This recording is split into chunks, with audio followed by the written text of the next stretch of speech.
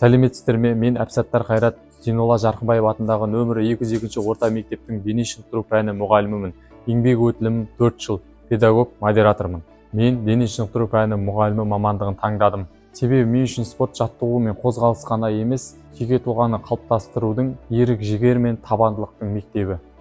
Бала кезімнен спортпен шұғылданып, салауатты өмір салтының адам өміріндегі рөлін түсіндім. Осы тәжірибе мені өзгелерге де денсаулықтың, белсенді өмірдің құндылығын үйретуге жетеледі. Дене шынықтыру мұғалімі оқушыларға тек жаттығуды жасауды емес, жеңіске жетуді, командалық рухты, жауапкершілікті үйрететін тұлға. Мен осы мамандық арқылы болашақ ұрпақтың дені сау, жігерлі, мақсатқа ұмтылған азамат болып өсуіне өз үлесімді қосқым келеді. Бұл мамандықты таңдау менің жүрек қалауым мен өмірлік ұстанымымның көрінісі. Себебі мен үшін ең үлкен жетістік өз оқушыларының спортта, өмірде табысты, белсенді және өз денсаулығына жауапкершілікпен қарайтын тұлға болып өсуі. Дене шынықтыру пәні мұғалімі ретінде қолданатын педагогикалық әдістерім сабақтың тиімділігін, оқушылардың белсенділігін және спорттық дағдыларын арттырудың негізгі құралы болып табылады. Дене шынықтыру пәні барлық оқушыны қозғалысқа, белсенділікке және өз мүмкіндігін көрсетуге ынталандыратын маңызды сабақ. Алайда, тәжірибемде ерекше білім беруді қажет ететін оқушыларды жалпы сыныптық сабаққа кіріктіру кезінде бірқатар қиындықтар туындады. Қиындықтарға тоқталсам, физикалық мүмкіндіктердің әртүрлілігі, кейбір оқушылардың қозғалыс белсенділігі шектеулі болғандықтан ортақ жаттығуларды орындау олар үшін қиын болды. Эмоциялық және мінез-құлық ерекшеліктері ерекше білім беруді қажет ететін оқушылары кей жағдайда тапсырмаға назар аударуда, ережені сақтауда немесе топпен әрекет етуде қиындық көрді. Қауіпсіздік мәселесі әртүрлі деңгейдегі физикалық дайындықтағы балалармен бірге сабақ өткізу кезінде жарақат алу қаупі жоғары болды. Құрдастарымен қарым-қатынас кейбір жағдайларда сыныптағы басқа оқушылар тарапынан түсініспеушілік немесе алшақтық байқалды. Туындаған мәселені шешу бағытындағы іс-әрекеттерім әр оқушының жеке мүмкіндігін ескеріп, жаттығуларды 3 деңгейде бөлдім: жеңіл, орта, күрделі. Ерекше білім беруді қажет ететін оқушыларына қауіпсіздік және өзіне қолайлы қимылдар ұсындым. Қазір сіздерге сабақта қолданатын өзімнің әдістерімді толық көрсететін боламын. Бірінші әдісім гимнастикалық жолақша. Оқушылар ең бірінші аяқтарын басып, осы кедір-бұдыр жолдармен жаймен түп-түзу өтіп шығады. Осылай қайтадан түзу орнына тұрып, қайтадан қол белде тізені көтеріп жүреді. Осылай аяқтарын көтеріп түп-түзу. Бұл гимнастикалық жолақша аяқтың табанның сезім мүшелерін оятады.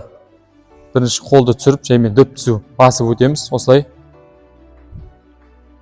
табандағы сезім мүшелерін оятады. Келесі жаймен қол белде тізені көтеріп жүреміз. Тізені көтеріп, жаймен кезек-кезек тізені көтереміз. Осылай асықпа, тізені көтеріп. Келесі. Ал келесі менің әдісім, бұл да аяқпен аттап осылай өтіп, сезім мүшесін дамытады аяқтың. Сосын секіріп өтеді оқушылар осылай. Осылай әртүрлі әдістерге қолданады. Осыны әмбебап құрал. Рамазан осылай аяқты сос алдыға аттап өтеміз. Келесі осылай. Осылай. Осылай. Жақсы. Енді қос аяқпен. Осылай. Секіреміз. Анаған келесіне секіреміз. Секір. Жақсы. Секір қос аяқпен. Тағы да секіреміз. Болды. Ал менің сіздерге келесі ұсынатын әдісім шар әдісі. Бұл шарда кедір-бұдыры бар. Сезім мүшелерін дамытуға арналған, бұлшықеттерді қатайтуға арналған жаттығу жасаймыз. Бұл шар әдісімен. Шарға отырып, ішпен жатып, осылай жүруге, сосын осылай отырып секіруге. мына үстіне жатып, шардың үстіне жатып, осылай тұрып, омыртқа бейіл барлығын созып аламыз. Мына барлығы дене мүшеміздің барлығы созылады. Алихан келе ғой, енді осы жаттығуларын жасап көрсетейік. Ең бірінші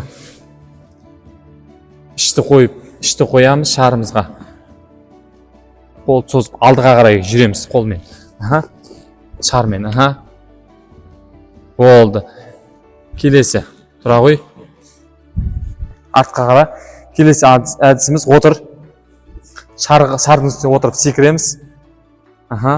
Жақсы. Келесі әдісіміз отыра бер. Қолды артқа созамыз, қолды артқа тигіземіз. Матрасқа тигіземіз қолды. Жата ғой. Түзу. Осылай созамыз. Аяқ, қол созылады. Қол созамыз. Қосымша келесі жаттығуымыз обручты қолымызға алып, жоғары терең дем алып, шығарып, терең дем алып, шығарып. Осылай түзу ұстаймыз қолымызға. Сосын жоғары көтереміз, терең дем аламыз. Төмен түсіреміз, шығарамыз демді. Қайттан жоғары терең дем аламыз. Төмен түсіреміз, шығарамыз демді. Болды. Ал келесі әдісім менің кім жылдам деген аталады, ойынның аты. Екі оқушы ойнайды.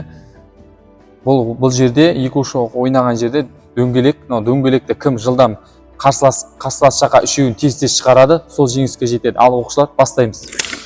Тез-тез. Бастаймыз. Кім тез шығарады? Ата. Рамазан жеңіске жетті. Мұғалімнен шығармашылық, шыдамдылық және эмпатия талап етіледі. Басты қағида әр оқушы үйрене алады, қозғала алады және табысқа лайық.